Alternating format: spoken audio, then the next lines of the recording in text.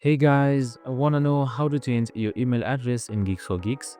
Well, no worries. In this video, I'm going to show you an easy step-by-step guide on how to do it. It's super simple, so let's get straight to it. Now, first up, simply open up your GeeksforGeeks.org application, and once you're there, on the top right, just simply select your profile picture and then select Edit Profile right here. Now, you should be on your Edit Profile page, and right here you can see Email. Now sometimes there should be something known as the change button right here, right beside your email address, but sometimes there might not be.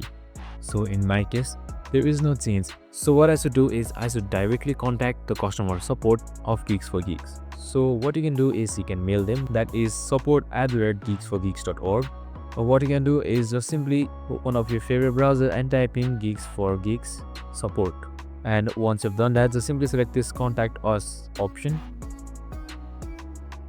And now just simply select your reason right here. So simply select email reason, your email address, your contact number as well, and then your relevant reason why you want to do it. Now after that is done, just simply select submit right here, and that's it. The customer support will reach out to you shortly. I hope this video helped. If it did, make sure to like, subscribe, and tune in with us for more of these videos. See you in the next one.